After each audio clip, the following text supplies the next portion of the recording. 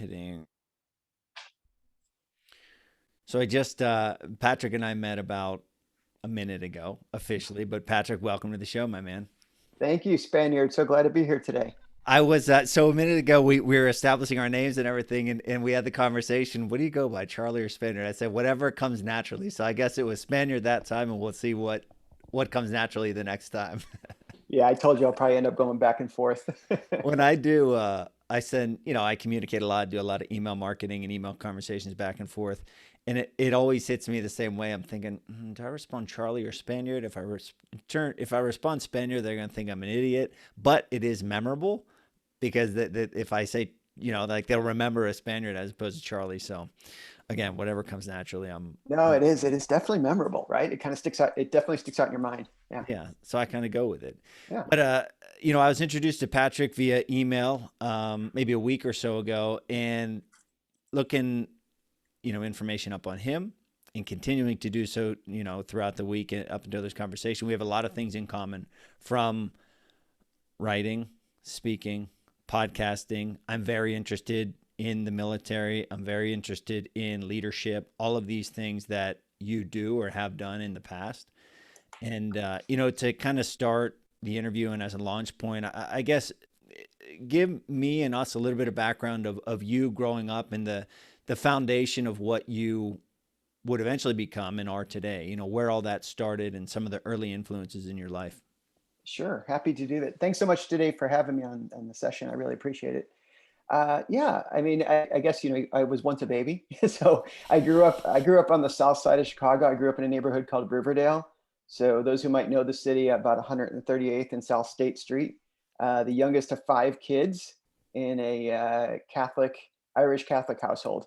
So a lot of that kind of influenced who I am these days. It's funny. I'm north of 50 now, and when I go back home to family occasions and things like that, in fact, my dad just had his 90th birthday party a week ago. And you Nice. go back to things like, yeah, it was pretty neat. We go back to things like that, and there's a little bit of me that goes back into being the youngest of five in the family moments. I just got chills when you said that because I'm the youngest of four, and I have a thing when I go home. So I'm a lot more, it's kind of odd, but I'm a lot more health conscious now, post fighting, post athletic career, than I ever was during my Mm. wrestling and fighting careers.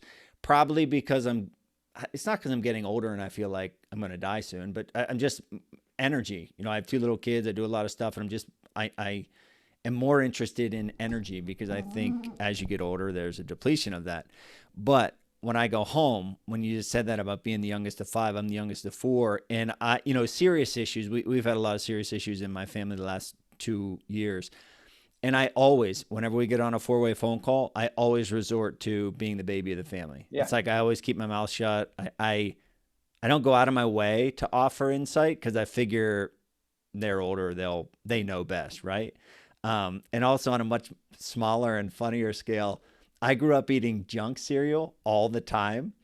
Cinnamon Toast Crunch, Fruity Pebbles, Lucky Charms, Frankenberry, Boo Berry, like Captain Crunch, Crunch, all of it. It's my favorite thing in the world is junk food. But again, I'm much more health conscious now, so I limit it in my house. But when I go home, it's like all bets are off. When I go home, it's two giant bowls of Cinnamon Toast Crunch with no thinking twice. Yeah, I think I remember eating cereal as a kid, to the point where like the roof of your mouth hurts because you put in so much sugar into your head. Yeah, Yeah, absolutely. Absolutely. 100%. Yeah, so you understand, and many of your listeners probably understand. Depending upon where you kind of fell in the family pecking order, there's a little bit of that that's always with you, at least tapes playing in your head at times. And that's what happens to me. So when I go back home, I'm the youngest of five again. I often, like you said, Charlie, I'll defer to my older siblings and figure, yeah, they got it taken care of. I'll just kind of ride the back seat happily at the moment. Yeah, and it's kind of funny too because you're a leadership speaker, you're a leadership teacher, you just wrote a leadership book. So is there any, I don't want to say like imposter syndrome, but is there any ribbing that goes back and forth, you being the youngest and then kind of taking the back seat and then being like, oh, leadership guy, backseat youngest, what do you know what you're talking about? And you're like, I kind of do know what I'm talking Yeah, about. It's what yeah. I do. Yeah, there is a little bit of that. And I tend to write a lot of stories when I write about leadership things. I use stories, oftentimes personal stories, as examples, some of them all the way back to my childhood, will come out as a story, because I think that we can learn a lot from a story, and stories just like Spaniard, if I tell you a story, it sticks with you a little bit more than Yep. if I just show you a model about leadership. But there absolutely is a bit of that, and it's really less on them than it is on me, right? So I'm not trying to make an indictment of them saying they look at me like I'm the silly little brother. But there is a bit of me that kind of says in the back of my head, hey, I kind of did all this stuff in the military, and I teach at Vanderbilt, and I know these things about leadership, but Doesn't you still matter. kind of look at me It as if, doesn't matter. what do I have to say? Yeah. So yeah, that's it. But that's not, I don't know. I find a degree of comfort in those moments, because it is, I don't rebel against it. Like I Yeah. maybe at one time felt like I needed to. I just kind of, it is where it's at right there. And I enjoy those moments. If nothing else, it's nostalgic. Yeah, I was gonna say that's exactly what I was gonna say. It's almost the same feeling of nostalgia. You know, I mean, like I feel comfortable being the youngest kid here who doesn't have a responsibility. Yeah. Because in real life it's not that way. I do have responsibilities. So, growing up in South Chicago, Mhm. um, where like what was your high school, college, and or military? Like, what was that chronology? In your life around that time. So high school years, I was pretty quiet. I was a pretty quiet and reserved high school kid, and I didn't have necessarily a lot of goals in my life or things that I wanted to achieve. I was kind of just going through the motions, as a kid would do to some extent. But when I was 17, I joined the National Guard, Illinois National Guard. It was a way I could afford to pay for going to college, and all of us were first generation, those of us who went off to college. So it was kind of a new thing in our family. So I saw the National Guard was a way to pay for that. And I joined the National Guard, and I enlisted as a military police officer, because I thought in my mind, I'll probably do that type of career. And I went into basic training, and that was a culture shock. Basic training was definitely a culture shock. It was probably the biggest moment of culture shock I had to any course I ever went through in the Army, because it was so much of a going from mom's home to that. It Mm-hmm. was like in 1987. But I also realized I'm kind of good at this thing for whatever reason. If they tell me to go left, I go to the left. Maybe it's because I'm the youngest of five Yeah. kids, right? We talked about, but there You was a fell in degree, line, yeah, there was a literally. degree of discipline that I had, and physical fitness wise, it just stuck with me. If they said run, I would just run, and I could kind of keep running. So, or do push-ups or whatever it was, I could hang with that pretty well. So I did well at that. And then I went to military police school, and then I came out of that and went back I started college, and I spent 4 years in college studying criminal justice. I thought I'd again work in the military police or something. And then the Army, in its ultimate wisdom, said, okay, you were a military police enlisted guy and you studied criminal justice. We'll put you in the infantry. So they put me in the infantry. And I met my wife in college too, I should tell you, because that's a pretty critical part of my life. So my wife and I got married 2 weeks after we graduated college. And 2 weeks after that, I went on active duty in the Army. So it was kind Wow. of a bang, bang, off you go. And that causes you to grow up pretty quick. So I went off to infantry officer school. Then I went right after you finish infantry officer school, you go to ranger school. That's just kind of a must do type of thing. Mm-hmm. So I went to ranger school. And when I was in college, I went through airborne school one summer. So I'd already been to jump school. So then I spent, in the ranger school, I got to go through some more jumping, parachuting. And then I went right to the 82nd Airborne Division. And I was there from 92, July of 92 through October of 97. So that was a good experience. Um, a couple things here. It was the National Guard that you joined, Yeah, National Guard and originally. was that while you were in high school? I was 17 when I signed up. So yes, the recruiter had to come to my house. I remember the story. I remember it vividly. The recruiter came to my house and met my parents. And I think my mom was shedding a few tears. And they signed the paperwork at 17. And then I had to drive with the recruiter down to the recruiting station. The guy was the nicest person I'd ever met up until that moment. And after they signed the paperwork and I did all the stuff to join, he was driving me back home and he was like, "Oh, you're going to hate it. You're going to hate it." I'm thinking, why are you telling me this now? You know? So Why? yeah, Yeah. Wow, that's funny. It's also terrible, but it's funny in retrospect that it exactly. flipped like that. And then another thing, my brother, Mhm. my oldest brother now, always been my oldest brother, but my oldest brother, To say, did he pass you at some point? I I don't know why I said that, to be honest, but yeah, my oldest brother went to college in Erie, PA, through the ROTC. Then he was in the military, in the 82nd Airborne Division as well, Oh, and he, I'm 99.9% certain of that. When I say it out loud, I think, what if I'm wrong? But I know that that's true. I remember wearing his shirt of it. And he actually lived down in Tennessee. He was stationed at Fort Campbell, and they were in he and his wife were in a really bad car accident a long time ago, but they were at Vanderbilt Hospital, where you teach at Vanderbilt, correct? I do. Yeah. So he lived in that border between Kentucky and Tennessee for quite a while. So he was probably at the 101st Okay. Airborne Air Assault. Okay. All right. Yeah. I'll actually. They're kind of peer units in a lot of Okay. ways. So 82nd's all airborne, and the 101st is air assault. So Okay. we jumped out of planes, they repelled out of helicopters. But either way, I'll follow up with him about that. And that's why I hate saying those things out loud. No. It's totally fine. Either way, gravity works the same, right? Yeah, if you're in a parachute or a rope, either way, you're coming down. Yeah. And then into college, so you majored in criminal justice. Where'd you go to school? I went to Southern Illinois University, which Okay. the reason I picked that school was with my National Guard scholarship. I could go to an Illinois State college with my tuition being paid for.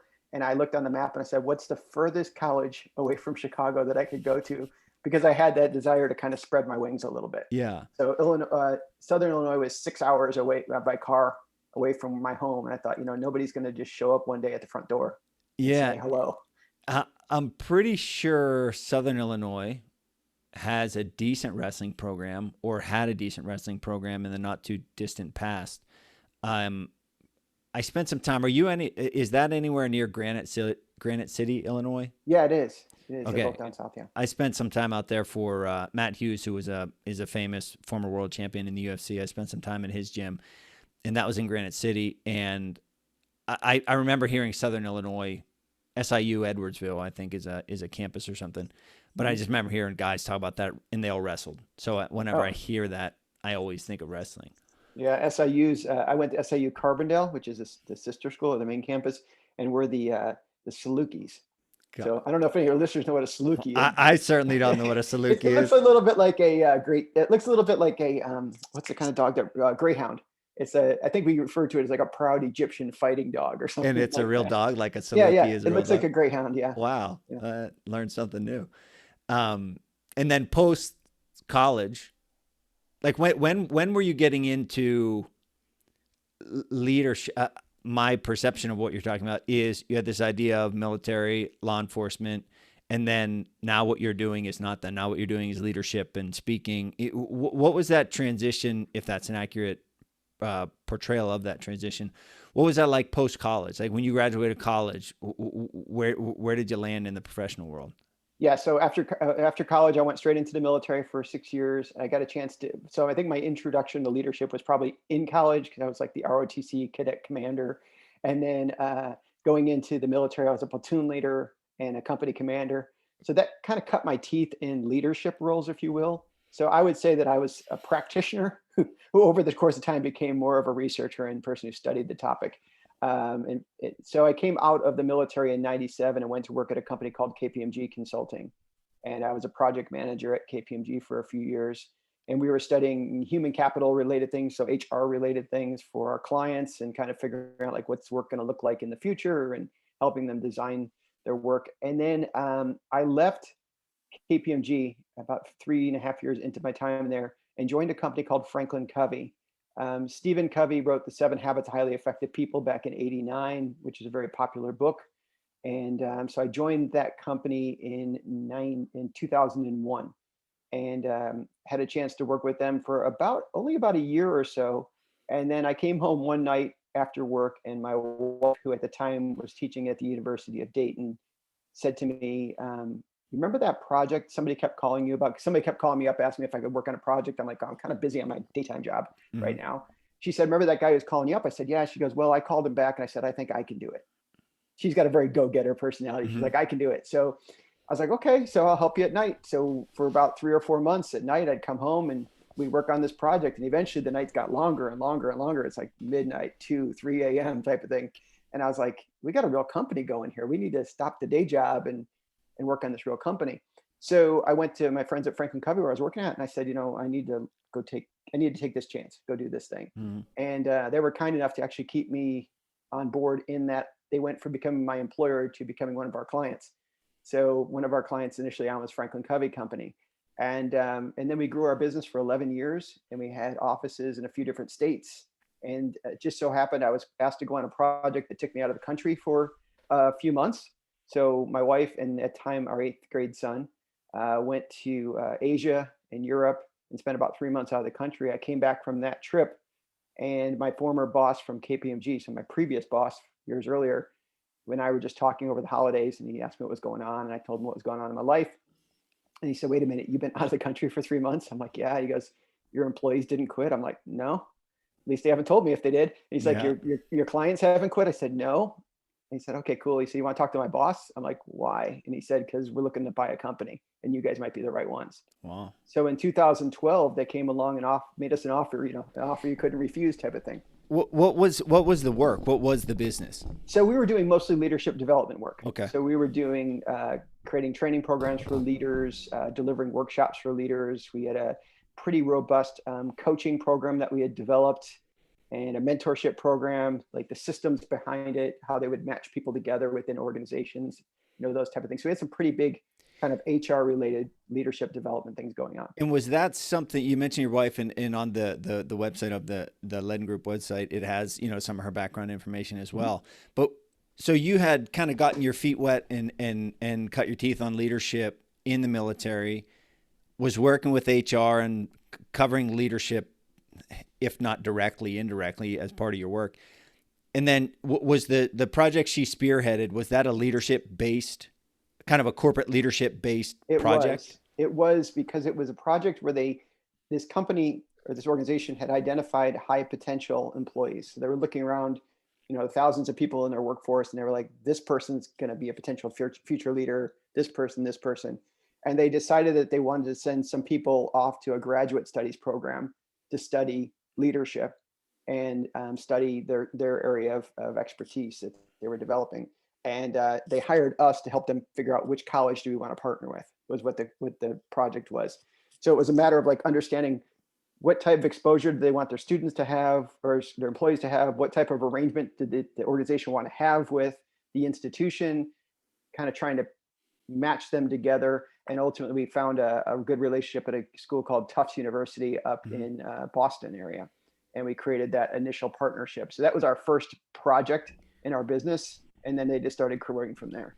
And a lot of what I talk about on the show, and I have a daily, it's part of the same podcast, but daily episodes where I read books and talk about the books and lessons. But with both these interviews and those daily episodes, I always integrate as kind of an overarching theme the building of my business post professional fighting. So I'm really interested in that aspect of everything you're doing, like that business, your speaking, podcasting, what you do for a living now. But I'm curious back then, right? So now, to me, my perception, I think the perception of you is an established professional in the leadership realm, and it's well put together, well packaged, and it's like, wow, a professional product. Back then, when your wife decided to go for it and you were helping her, I don't want to say like, were you in over your head in a negative way, but did you and you and her have a conversation or many conversations of, yeah, we're committing to it. It kind of like one of those things where you commit and then you figure out how to do it after the fact. Was it like that, or were you two already well prepared? Boom. No, it was definitely Spaniard. It was definitely, we were in over our head a bit. We were in over our head just because at the time we had 2 little kids. I had a full-time job. She was teaching at a university, and we're trying to run this other project, right? I've always had a kind of a side hustle. So it was kind of my side hustle at the time. Mm-hmm. And it started to grow, and it quickly became, we need more people. So then we started hiring people. Well, then if you're going to hire people, you need to generate more revenue to make sure you can cover the cost of those people. So there was a little bit of that kind of escalation happening. And I remember there's a couch in the room next to me where I'm at right now. It's a leather couch that we've had for a long time. And the reason I don't think I'll ever get rid of that couch, because it was on that couch back in 2001 that I remember sitting on it late at night. And I looked at her and I said, are we going to go all in on this thing or are we not? And it was like, yeah, we're going to do it. And it's like, okay, we got a business. Mm-hmm. It was that moment. Up until then, we had a project or something else we were kind of just doing in our free time. Yeah. And all of a sudden it's like, we're going all in. So that couch is a great memory and a bad memory. It's a whole memory going on there with that business. But yeah, there's been plenty of times, even today, sometimes I'll probably be fully honest with you. There's been plenty of times, especially back then, where it felt like I was just laying the railroad track a little bit ahead of my client. And I always thought I just have to stay one step ahead of them right now. I need to read, 2 more books than they've read right now. I've got to study this a little bit more. I used to jokingly say, I think we're all like little kids because I get on airplanes and everybody wants to nap and play games. And I would use those 2 hours on an airplane just to like go into this crazy work zone where I could then knock some stuff out. And I like felt like I was in my mind's eye, I was like advancing past the competition or something. There's a little bit of that going on. So there's always been this like hamster wheel moment in the business. Yeah. And did you miss you're so I'm kind of assuming here, but I've talked to enough people in the military. My brother, I've lived alongside him through his experiences. Did you miss the military lifestyle at all when you got out? I mean, quite simply jumping out of an airplane or a helicopter. It's exciting, adventurous, fun, risky. Did you miss any of that after you got out and were like a civilian in the regular world? Yeah, I did. I got out in 97, and the first year or so, I kind of longed for it every week. It was just because it was all I knew at that point. So I did long for it. And then, 9/11 happened in 01. So that was just a few years after my time in the military. So there was certainly a little bit, should I get back involved? What should I do type of thing? And so there was definitely that. It's a hard thing to break away from. Leaving any job is certainly can be challenging at times. I mean, very few of us have that, take this job and shove it moment. There's always a little bit of, I miss it. 100%. But it was time to turn the, the page, go to the next chapter of my life. And I've been pretty good about being able to go, okay, it's time to move on. And I know when it's a great time. A little side note with what you said, the take the job and shove it, that line, almost like a line in the sand, right? It very few times does that ever happen, if it ever happens. But that's one of the things that I've learned talking to really successful people and or reading the books of, like I'm reading actor Danny Trejo, his book now, and Jewel, whoever it is, Matthew McConaughey. It's never I became famous on July 27th. It's not. It's years and decades. All the Olympians that are playing right now, it's not a line in the sand. It's a gradual process. And the thing about the gradual process, I love when my kids watch. They really enjoy watching the Olympic sports, and it's awesome because of course I'm sharing the lesson behind the person on the screen, and they're probably like, "Shut up, Dad! I don't care. I just want to watch this gymnastics." But it takes that initiative. It takes it takes guts for you to do what you did, and tell Franklin Covey, hey, I'm going all in this business with my wife. And unfortunately, that's why most people don't pursue the things they want to pursue, because that's really scary. Yeah, I think most people, I shouldn't say most people, but many people like to say they want to do certain things, but they don't necessarily really want to do those things. Because it's kind of fun in cocktail parties to tell them you're going to do this, that, or the other. But there's lots of people who say, I'm an entrepreneur, but they've never started anything. Or, I'm going to write a book, but they've never written it. Right. I mean, I've learned over time, if you really want to do it, you can't just talk about it. You got to do it. 100%. And I've learned it from friends, simple conversations I've had with, distinctive conversations I've had with my friends and or interviews and or whatever through building this business. But I 100% agree with that, and I think it's important enough to restate that, like, there are things where I'll say, I want to eat better, and after the 1,000th day in a row that I said that, I realized, oh no, I don't. I'm either happy with where I am or I've accepted where I am. I want to get up earlier. No, you don't. Why? Because you don't. That's it. You just, there comes a tipping point of getting in front of it. And I feel like a jerk saying that to people, and I would only say it to, people I'm close with, but it's the truth. And people don't like to hear it because that puts them right in front of it. But the truth is, it is very difficult to step out from the norm and or pursue something that has risk, because it is difficult. Yeah, there's certainly things though and I agree with that. There's certainly things though that I'm very content with the way they are. Yeah. Right. So I have no idea how television works. I have no idea. I don't, but I'm happy to watch it. You know what I mean? I don't need to know how it works. Yeah. But there's other things like I want to know how it works, and I'm willing to pay the price to figure that out. So it's kind of a little bit of knowing knowing yourself, knowing what you're into, know what your talents are, and then pursuing those things and not getting so wrapped up in everything. So two complementary things there. The not getting wrapped up in everything. I have on a board over there kind of like mindset principles for 2021, and the last one is choose your battles, meaning there's a lot of stuff, whether it's interests, whether it's conflicts, whether it's arguments, whether it's whatever, that you can only do so much, right? There's only so much of your pie that you can divide, right? Yep. And choose your battles is one of them that I've had to really accept. Like, all right, what am I going to pursue? What am I going to care about? What am I going to fight for, etc. And then we'll get to your book, 5-Week Leadership Challenge, here in a bit. But one of the P's is priorities, and I think that's a pretty good segue to talk about that idea, either as it relates to the book or just in your life. Why priorities is important in your life, why it's important enough to be part of your book, because what you just said is that right there. You've got to prioritize what you're going to pay attention to, what you're going to actually, where you're going to make change and how you're going to make change. Absolutely. There's a time that was really transformational in my mind, for me at least, and it happened back in 2011. And the reason I remember this happening is because, remember I said earlier that somebody offered to buy our business in 2012. That offer actually came in 2011. And the reason I was out of the country for those few months was because I was helping Franklin Covey roll out a book called the 5 Choices of Extraordinary Productivity.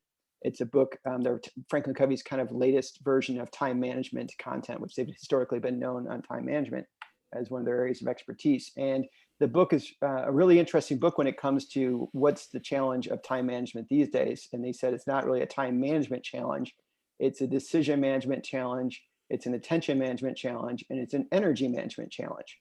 And there's part in those 5 choices where they specifically talk about the various roles you play in your life, and how they encourage you to like make a circle and then break the circle up into pieces like you would a pie, and label the key roles you're performing at any given point in your life.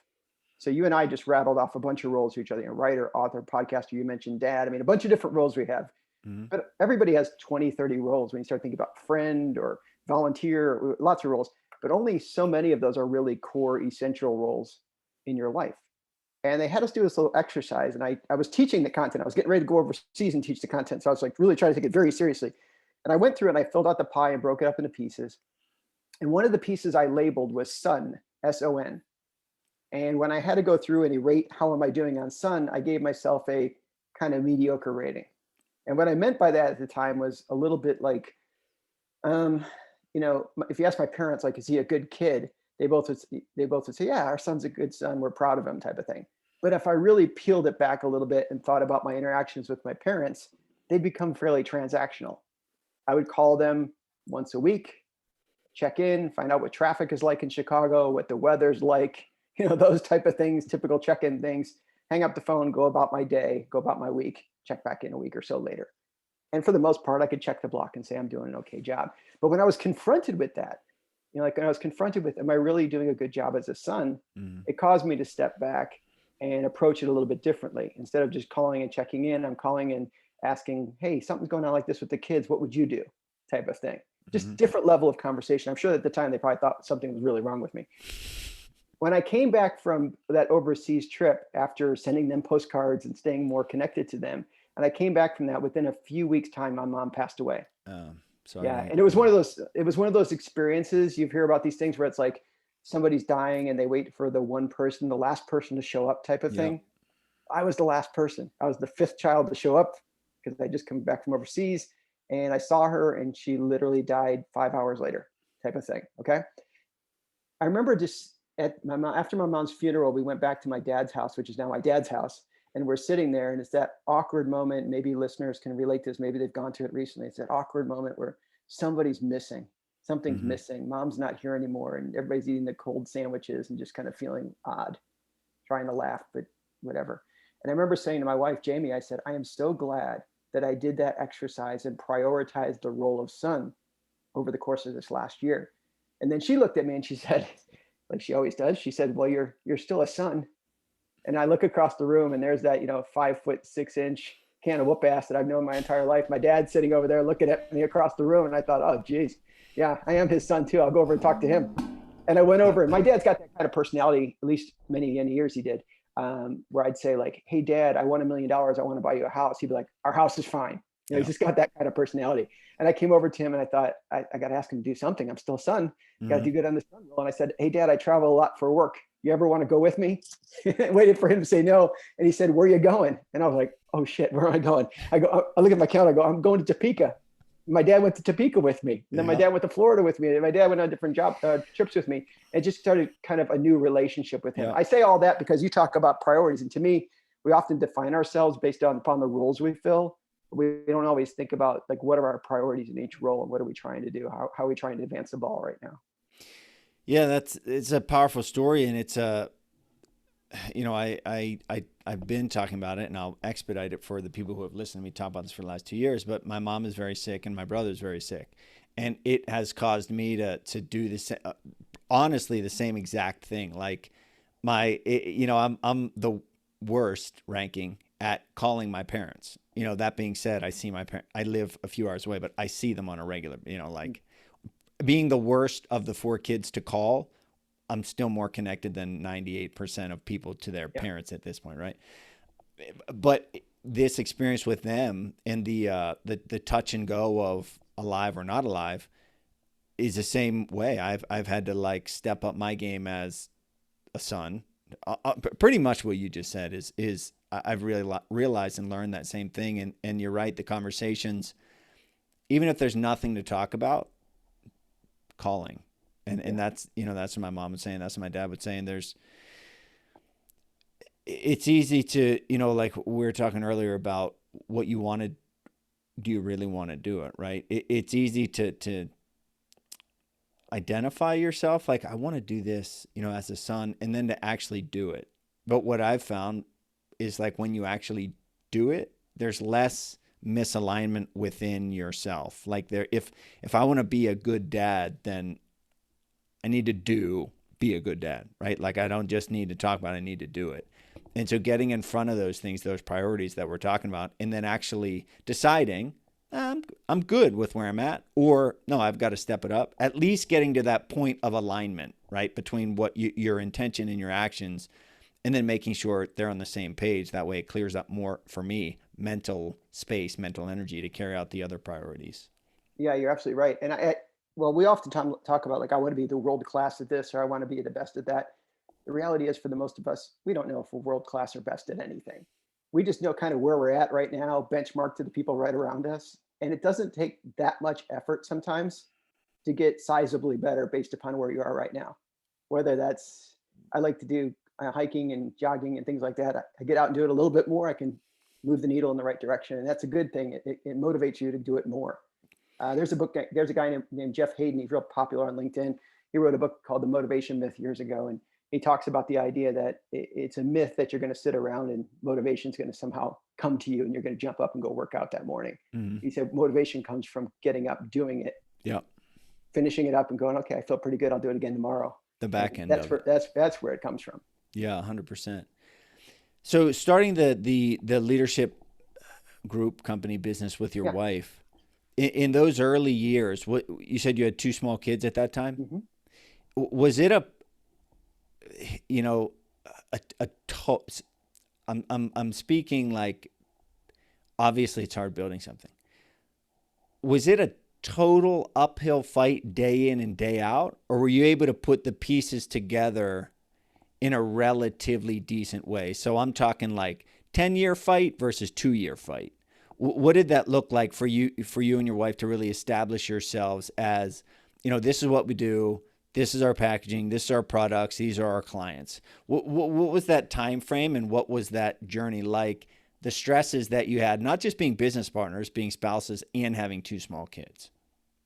Yeah, so I would say it was, it was an ongoing fight, I guess, over the course of 11 years to varying degrees. But the war, if you would say, was won in some of those early battles, in defining who we are and what we're going to do. Because we were really lucky. We got into a vein of some clients, as far as we got into that vein of work, and they started feeding us work. And then like you always read about, your best work comes from referrals. Mm-hmm. We ended up getting a lot of referrals. So we kind of, that part was nice. We didn't have this problem with filling the funnel with work, which was great. The problems we ran into, and you mentioned one of them, was just the whole, your spouse and you are working together and you've got little children. And one thing I fell into a trap myself with is really not getting clear on what my different roles were in life, kind of back to that role piece again, but a little bit differently, in that there's this guy I know who, he ran Kraft Foods for a while. So he was the CEO of a big company. And he talks to my students at Vandy every semester. He's a Vandy alum. And he said that years ago, he was on a train with someone, an older gentleman at the time. And the older gentleman said, "Hey, you've got 5 fingers, don't confuse them." And what he said was, like, one finger represents like, just like you as a young person growing up, and the only thing you really care about is you. And then the next finger is kind of like you and your career. And the next finger is like, represents whoever you decide to spend your life with, if you choose to take on a partner in your life. And then the next finger represents like your kids that you might have together. And then your fifth one kind of is your legacy. And he said, what you don't want to do is treat all the fingers the same. They're all different. And as I look back on him saying that, I'm like, yeah, there were times where I treated some of the fingers the same, in that I treated the finger that was my business and business partner the same as my wife. So in my mind, I thought, well, we're spending time together. And she's thinking, yes, there's nothing, there's no big love affair going on in this conversation right now. It's all checking out, numbers for the business type of thing. Yeah. So that was a lesson I had to learn. I actually write about it in the book, about this idea that this one time where I was traveling out of town for work, which was pretty common. I traveled about 70% of the time. And I came back into Louisville, which is where we were living at the time. And she had been working from our Louisville office. And we both needed to meet up at a retirement party for a client. So this is our get together, our night on the town. And I'm running late now. So I call her up. I say, I'll just meet you at the event. Again, this is pretty typical of the situation we got ourselves into. And I could tell she's frustrated, but I'm thinking in my mind, she'll be fine. We'll just meet at the event. We go to the event. On the way home from the event, we're driving in separate cars because we went separately. And I look down and I'm about to run out of gas. I pull over at a gas station to get gas, and there's no overhead cover at this gas station, and the skies just open up. So like, I'm literally out of gas, caught in a rainstorm, soaking wet. I drive home, the garage door goes up, I pull into the garage, and she's standing in the garage waiting for me. And she wanted to have a talk about our relationship. And it was a serious talk about, what really matters and what are we trying to do here, and, where we're going with this thing. And people who've been in those conversations know what I'm talking about. It's not a good day at that moment. But it was a great example in my mind of, talk about a person who ran out of gas and got caught in a rainstorm. That's what happened to me that day. And I couldn't have written that story different than it played out. So I share that one in the book because, I don't want people to get caught in that same storm that I was caught in. And we worked our way through it. Thankfully, we're going to be married. Check this out. The day the book comes out, August 24th, is our 30th wedding anniversary. Very cool. Yeah, which I jokingly tell people, I didn't pick either date. HarperCollins picked the release date for the book. She picked our wedding day. I'm just going along with it. But yeah, those type of stories and situations. Yeah. So you asked a question about battles. Yeah, there were some battles along the way. And I think some of the biggest battles that I had to fight personally were probably ego related battles. I always wanted to win the next project or wow the next client type of thing.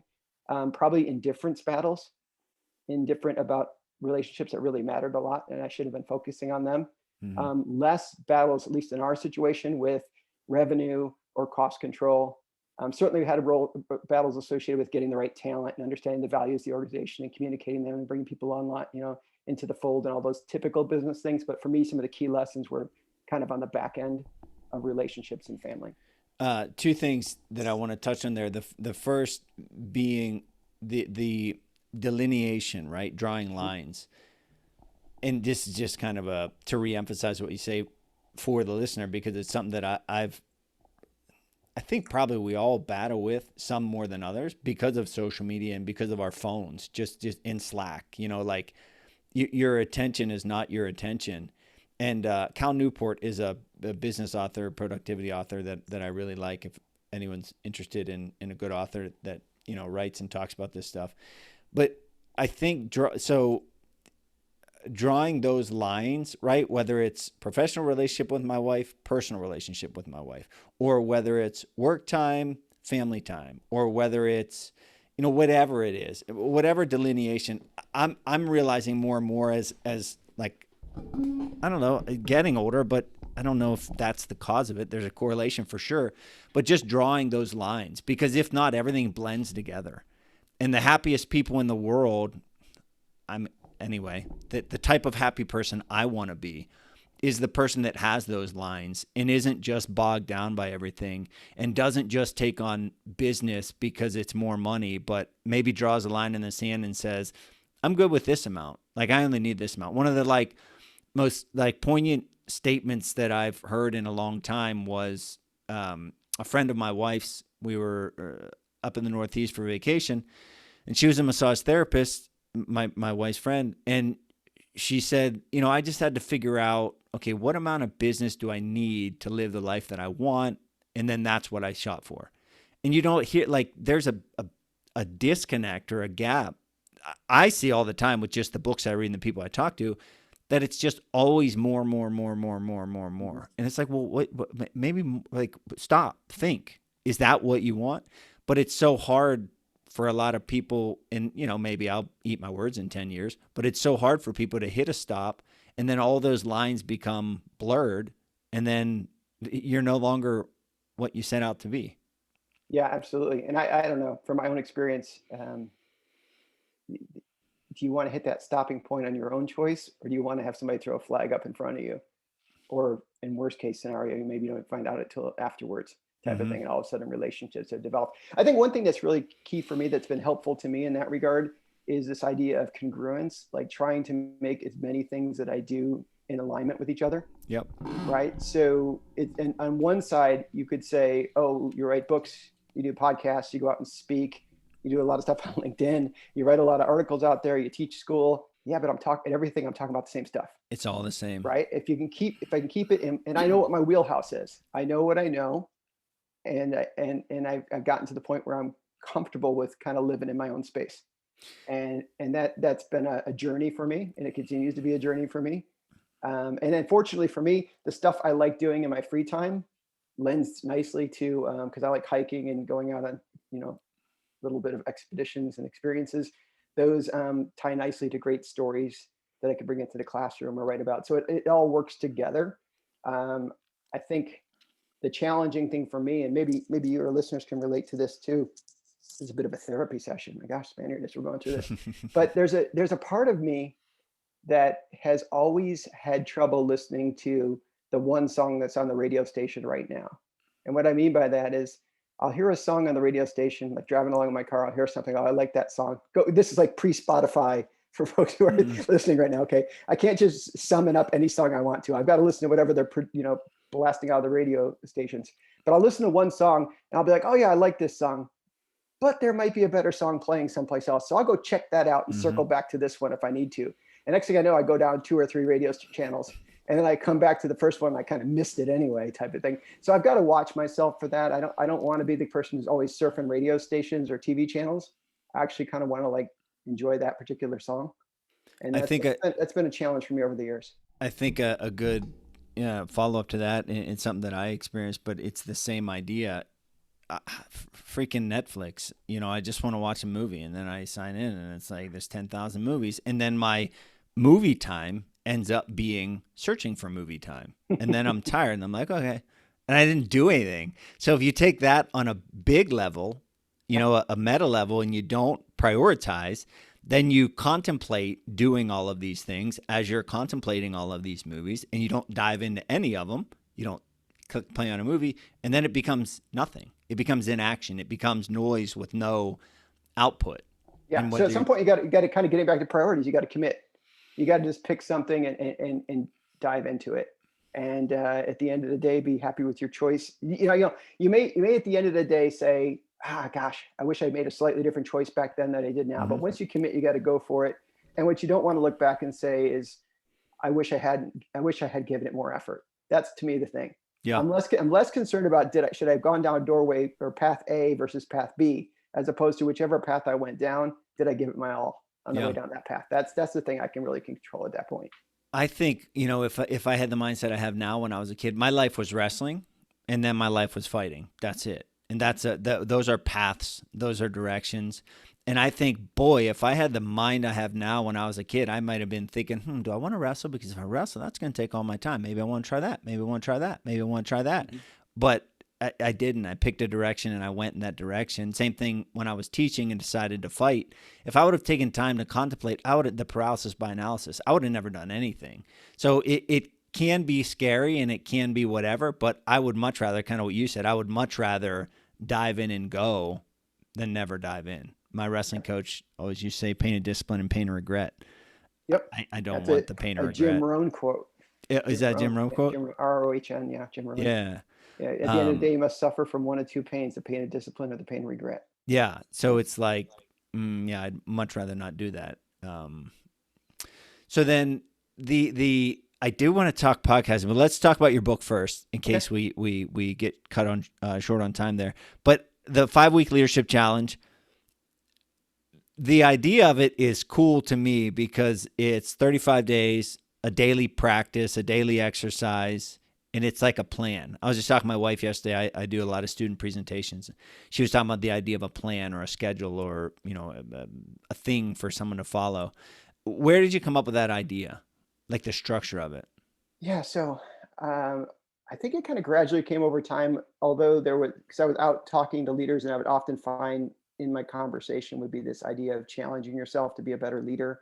I would often use the kind of wrap up phrase where I'd say, in the final analysis, 10, 15, 20 years after you're done in whatever role you're in right now, when you look back at it, people won't remember the specific goal you're trying to move or the exact revenue dollar you're trying to hit today, but they'll remember what it felt like to be led by you. And I always notice when I'd say that, to me, it still gives me like chills when I think Yep. about that. Like, how do people Yep. feel when they've been led by me? But we know that feeling, right? We know what it felt like to be led by somebody, whether it's your coach in sports or your first boss in your job or whatever. You get that feeling of what it felt like, and to think about, okay, if that's the way I'm going to be kind of judged even in my own mind, or like looking back at that, then the question becomes, am I willing to step up and do the things I need to do today to influence that feeling 30 years from now, type of thing, is kind of where my mind went. So then from there, I'd already been out working with clients going through these 5 Ps. So there was perspective, purpose, priorities, plans, and performance. And I'd use it as a workshop with clients. And then as I started formulating that, I thought, well, this idea of challenging yourself and this framework of the 5 Ps really resonates with people. It works. What if I started to organize it? And I actually had, I have about a little over 100,000 people who follow my stuff on LinkedIn. I write like these weekly leadership articles on LinkedIn. Mm-hmm. And I've had plenty of people say to me, like, how do you get 100,000 followers on LinkedIn? I'm like, you write an article a week for 4 years, and guess what'll happen? You'll have 100,000 followers on LinkedIn. No. But I don't want to do that. How can I? Yeah, do I know. It? Come on, can I go on Fiverr and get it? Like, yeah. So it's that discipline part about doing it. So then I just started packaging it together. And what actually happened was, a year and a half ago, I was getting ready to give a presentation to a couple of clients in the spring of 2020. Well, I don't know if you heard about this thing, but this thing called COVID hit, and it kind of messed up 2020 and even till today a little bit, for sure. And all my gigs canceled. So I was like, oh crud, what am I going to do? I mean, I was still teaching in the university, so I had to keep the lights on, no doubt about it. But what am I going to do with this extra free time that I used to do in these other things? Mm-hmm. And I just sat down and just wrote out the structure of the 5 weeks, and I called it the 5-week leadership challenge, because I love challenges. Mm-hmm. I thought it just kind of resonates. Like you said, every day there's 35 days. Every day I wrote a daily reading, and I went out and with my son's help, we made an online course for it. And I didn't know what price to charge, so I put $249 on it. There you go. And I sold over 1,000 of them. Dang! Like in the first 6-7 months. At the same time, I wrote the same thing up and sent it to HarperCollins. And I said, I'd like to write this book. The only publisher I sent it to, and they're like, we like it. We like the title. We like the structure. We like everything. So I guess like lightning must have hit close to my house that day, right? But again, like we were talking about earlier, it's the culmination of 25, 30 years of working, right? All the elements in there of the 5-week leadership challenge. Every story, every day is either a story from myself or from somebody I watched them do something. And here's what I learned from them. So stories resonate, stories stick with people. The questions and the daily challenge are designed to make it relevant. And I try to make the whole thing very doable, because you can do it in 10 minutes a day. I think that's huge. And it's, so I mentioned the daily show I have on this podcast, and it's 5 minutes Monday through Friday. Every week I touch on a new book, and it's kind of like, not, it's kind of like book review, book commentary. You know, it's a mixture of things. And the reason I do it like that is for what you're talking about. Like someone might, I've heard people say, "Oh, it's every day. I can't listen every day." It's like, it's 5 minutes every day. You Yeah. could actually do it. Yeah. You're just, again, choosing not to or don't It's just want to not a do it. habit. Correct. Yeah. But with what you're saying, it offers a super practical and easy way to do a thing that everyone within a company could do at the same time, which makes it like a good business idea. And it's short, to the point, surrounded by a story, teaching leadership. So Yeah, it teaches people these common language too. So all of a sudden somebody will go, "Hey, remember when Patrick was caught in the rain and ran out of gas?" And you're like, "Yeah, I remember that. I've done that too, blah, blah, blah." But it's funny, Spaniard, when I first wrote it, I envisioned probably how I would consume it, right? I thought I'll do it one day a week, 7 days a week for 5 weeks. And guess what? When you put it out there, that's not how people have gravitated toward it. Some people do. Other people do it in 5 days a week or 4 days a week. I've got some leaders who do it with their leaders, mm-hmm. and they might do it in 4 days, and then the fifth day they talk about it.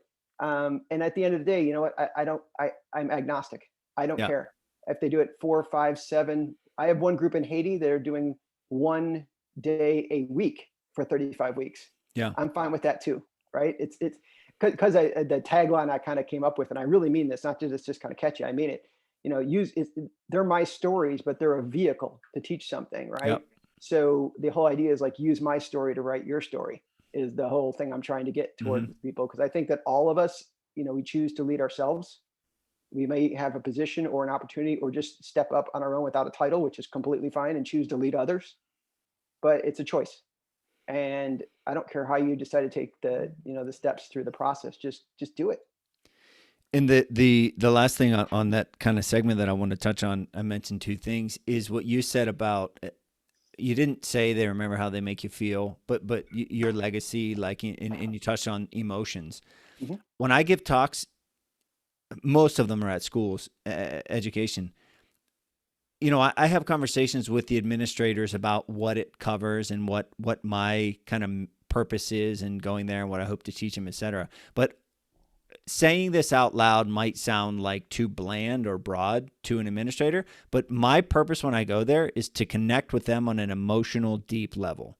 Because if I connect with them on an emotional, deep level, show them that I care, show them that I know what I'm talking about, and can convince them to continue to follow me on social media with my books, with my podcast, that's change, right? So the plan, the practical step, the practical guide, like, that doesn't work without that connection, right? They're not going to buy into it unless they buy into you. And the way you can get them to buy into you is by, one, being sincere and authentic, but creating an emotion, like an emotion. And when you're at a concert or a comedian, a comic show, or someone's death or someone's birth, like, you remember those moments affect you for the rest of your life. So as a presenter and speaker myself, I agree and wholeheartedly go after that emotional connection.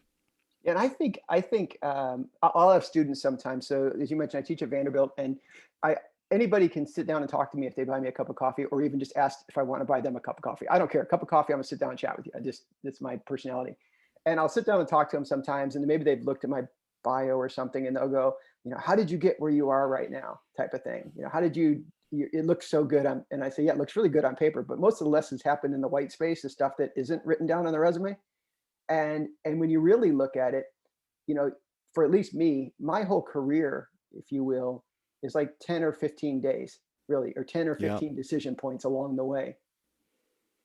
In between, there's a lot of just doing the hard work, kind of taking on the jobs nobody else want to take on sometimes, those type of things. But the high points are really like 10 or 15 decisions. So in my mind, it boils down to, if you're willing to take the extra commitments and work a little bit harder and volunteer a little bit more, you might, instead of having 10 or 15 decisions, you might get a chance at 30 over the course of 30 years. Mm-hmm. And those 30 decisions can make a huge difference. So you're right. If I can engage people at the emotional level, get them excited about it, get the idea of, if I can say to them, it's 10 minutes a day, 10 minutes a day in yourself. And I don't care if you do it over the course of 6 months, just invest 10 minutes a day in yourself, because hopefully as they get to day 3, 4, 5, 6, 7, they start going, okay, I did the first few days because I liked what that guy had to say, and I'm going to jump on board because he asked me to. But now I'm on day 6, 7, 8, and I'm going to go all the way to 35 because I see the value it brings to me. Yeah, I like it. Yeah. Yeah, a minute because I like it. The one of the I kind of a good start to wind down point. You mentioned falling in with the right client base early on, and that leading to other clients. So filling the work wasn't really a problem. And then you mentioned with the Franklin Covey with the book, like with them liking the book as it was, right? Those two things are luck, right? They're very lucky. And it was actually, just to clarify, it was actually HarperCollins. Oh, HarperCollins, my yeah, bad. You worked for Frank Covey. Yeah. That's luck, right? That luck yeah. doesn't happen without the work. And I'm doing some behind the scenes stuff with my business that is luck, but that luck doesn't happen without everything else. And I love what you say about that decision points, and I'll 10 to 15 days. I'll reference that in the future for sure. But you're right. It when you think about it, it does come down to that. And the thing I want to point out about that is it wasn't like they were 10 decision points that were proposed to you and say, hey, Patrick, if you do this, then this good thing's going to happen. They're decisions that you made that didn't have a determined outcome. Like it was, I'm doing this for whatever reason, objective reasoning or gut intuition, and it just happened that way. But it wasn't predestined, predetermined. You made those decisions, those things happen. So you take the last 20, 30 years, boil it down to 10 to 15 important decisions that weren't predetermined outcomes, and you realize how hard it is to succeed and be able to do what you want to do. Yeah, it's interesting. Those 10 or 15 decisions, most of them I didn't realize they were a big deal in the moment. I didn't realize it was like, that path is so big deal compared to this path. It's kind of just like, you're working along, you're trying to do something, decision comes up, and then you look back later on and go, gosh, I'm glad I went to that meeting. I'm glad I took that phone call. Or I'm glad I did. You know what I'm saying? It's not, there's probably 50 other meetings I went to that I'm like, they weren't as important. But that particular one was important. I have a friend, his name's Jim Beavers. He's a songwriter. I live in Nashville, so we're Music City. And Jim wrote a song. Some of your listeners might know one of the songs he wrote was called Red Solo Cup, which is a pretty popular country song. But I met him because this is such a Nashville story. So a music video was shot at our house. We have a little cottage in Nashville, and for whatever reason it was the right look for this music video, so Dierks Bentley shot a video at our house. Nice. And in the video I'll put some people in a Wayback Machine, but there used to be a TV show called Saved by the Bell. And then there was so this girl named Tiffany Amber Thiessen, who was in Saved by the Bell, and then I think she was in 90210, and she's been in a show called Suits recently. In the video, she lives in our house. That's so cool. So I've got video of her opening my front door. But anyway, I met Jim Beavers that day, or through that visit at our house, and then he's written 10 or 15 hit country songs for like Chris Stapleton, a bunch of other folks, and Jim says every hit song is a series of miracles. It just is. And he said, but what you got to do is, he said, I treat my job as my job. 40 hours a week, I'm in there writing songs. He said, because you never know which one's going to hit. Yep. He said, but the thing is, you get thrown in a room with other songwriters, and then you sit down, never met this person before, and go, okay, Spaniard, what do you got? And you open up your little notebook and you start reading your ideas, which you're thinking are stupid, but maybe one of them will hit. Yep. And Jim says, you got to dare to suck. You got to be willing to just put it out there and see what you get in life. And it's so true. That was an awesome segment for many reasons. One, I'll follow up after the show, but I would be interested in talking to Jim Beavers if there's any way possible for that. I think that would be a fascinating conversation to have. Yeah, I'd be happy to introduce you. I actually had him on my podcast. Yeah, that would be awesome. The Dierks Bentley and Kelly Kapowski. That's a leading story, man. That's what I'd be flying that flag all around. That would be the intro. That's awesome. A couple add-ons to that. I fought down in Nashville at the Bridgestone Arena back in, I think 2000, 12, 13, 14, something like that. Wow. It was one of the most fun. It was the most fun trip that I've had, that my friends and family have had. That's awesome. In Nashville there. And then kind of an odd story. We like Dierks Bentley, my wife and I. And the other day, my son was acting all goofy. He and my daughter were wrestling and fighting and chasing. And all of a sudden, we heard him yell, "Dierks Bentley!" And we were like, what? He's 5. Well, have you ever seen, gosh, I'm drawing a blank now. It's embarrassing. When they all kind of put on the wigs with the mullets and they go under a different name. It's something Knights. I don't think so. Okay, that's the video. They were in those Oh, okay. roles. Yeah, it's called, the song is called something like, it's a typical country sounding song. It's like "Pick Her Up in a Pickup Truck" or something like Yeah. that is the name of the song that was shot at our Nice. house. That's awesome, man. Yeah, I thought if I wouldn't get in trouble for licensing or stealing it or something, I would like walk up with a copy of my new book, walk up to my own front steps, knock on the door, and then flip to the video of her That opening would the be door, getting awesome. excited. But I don't want to get myself in trouble, so I'll go ahead and not do that. Yeah. Well, this has been awesome, Patrick. I've enjoyed everything. We just met an hour ago, but you know, really enjoyed the conversation, your life story, the leadership stuff you talk about, you teach about. Your podcast is called The Leadership Lab. But you know, as we close out here, share, you know, 5-week leadership challenge, where people can find that, where people can find you. Yeah, to wrap it up, man. Yeah, It's been great. I think the easiest thing for folks to do is if they just go to the website 5-Week Leadership Challenge. It's the number 5weekleadershipchallenge.com. And you can read all about the book. And I've got some crazy great endorsements on it. Stephen M. R. Covey wrote the foreword. Patrick Lencioni, a lot of people know him for his leadership work. He endorsed it. Dolly Chu. There's like 17 solid endorsements on there, probably books that are on your shelves. Yeah, Because Patrick's definitely is. I've been really fortunate where I just sent it out to some folks and said, would you consider, you know, taking a look at this? And everyone came back and said, this is spot on. Because I think that there's a bit of, we all relate to stories. Like I said, I tried to make it fairly vulnerable and tell a little bit more behind it than I often feel comfortable sharing to the world. Mm-hmm. And made it more about other folks, not about me. And I think, you know, just putting it out there, it's digestible, it's usable. And, you know, I hope at the end of the day, people put it to use, because I think it'll help them avoid some of the pitfalls other folks have fallen into along the way. Well, this has been great, man. And a great concluding story with Dierks Bentley video and Kelly Kapowski. It's been awesome, man. Thanks for being on. All right. Thanks so much, Spaniard. Take care of yourself. Thanks.